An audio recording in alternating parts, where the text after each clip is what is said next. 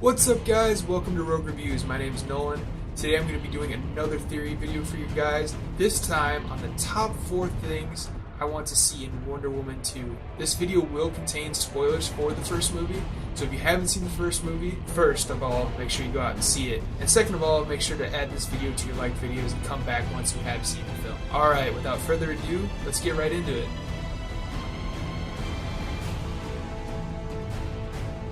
So in Wonder Woman, we were introduced to Greek gods in that storybook that Hippolyta reads to Diana. It was an amazing look at the Greek gods and how they interact within the DC universe.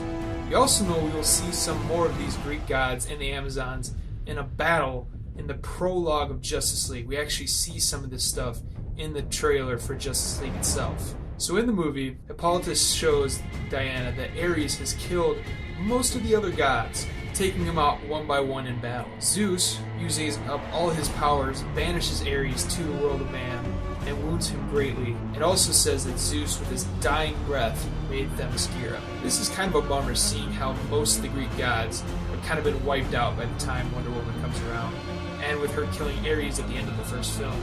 Really puts a nail in the coffin with most of the Greek gods. However, as we know from most comic books, people that are dead are never really dead. I mean, as soon as they killed Superman and brought him back, nobody stayed dead forever. So the main god that I think would be relevant to come back would be Zeus himself. There's been some speculation that he could actually come back as High Father of the new gods. This theory lends a lot of credence to the George Miller New Gods movies rumors that are swirling around Warner Brothers right now. It would be an amazing way to tie in a New Gods storyline that not a lot of people are familiar with from the DC universe to the established Wonder Woman mythos.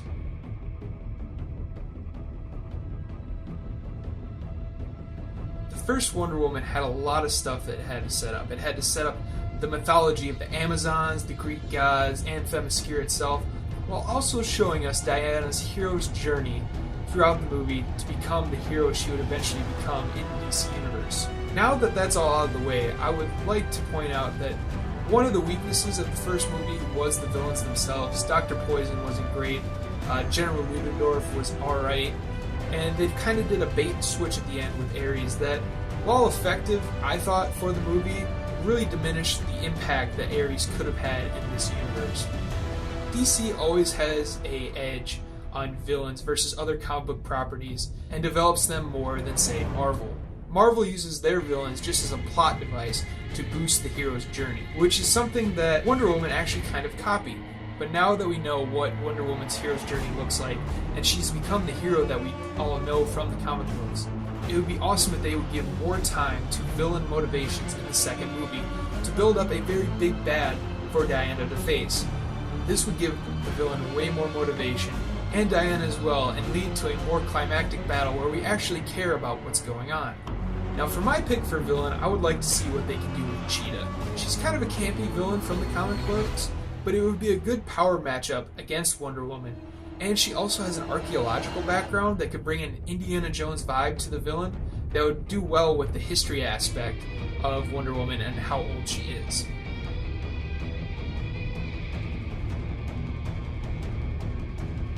So Patty Jenkins has recently spoken about the sequel and where she would like to see it go. She said, "The story will take place in the US, which I think is right. She's Wonder Woman. She's got to come to America. It's time." When asking the director what time period the sequel would take place in, if it would be in the 1930s or in modern day, she gave the vague answer of, "It is for sure. I'm definitely planning something more interesting using that period of time. Definitely, it's the plan. I can't say what it is, but it's definitely right in the pocket of what you're talking about." So did she mean old school Wonder Woman or Wonder Woman for a modern day? We know in Batman vs. Superman, we hear Wonder Woman say, "100 years ago I walked away from him." Now was she gone altogether and just kind of in a corner somewhere not using her powers, or did she have other adventures in other time periods? Personally, I think Wonder Woman 2 should take place in modern day, as we've already seen her hero's journey and she's become the hero that we want her to be. So let's see what she can do with that in this new time period. But I gotta admit, there are some juicy storylines in the past with World War II, everything that happened in this country in the 60s, 70s, and 80s, that could be intriguing. We'll have to see where Patty Jenkins goes with it.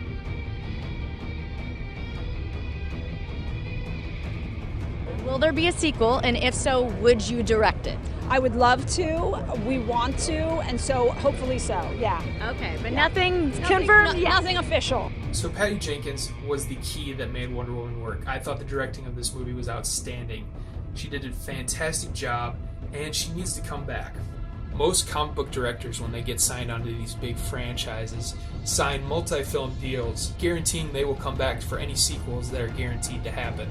The interesting thing with Patty Jenkins' deal is she was signed to a one-film deal, as Michelle MacLaren was the original director for Wonder Woman.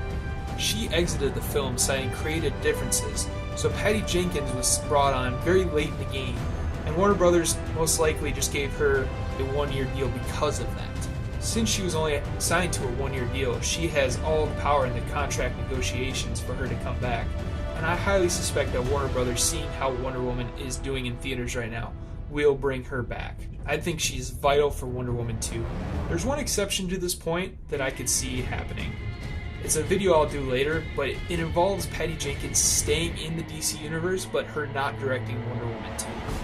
I truly believe she will end up directing Wonder Woman 2 and staying in the DC universe and giving her input for a long time. Alright guys, that's my top 4 things I want to see in Wonder Woman 2.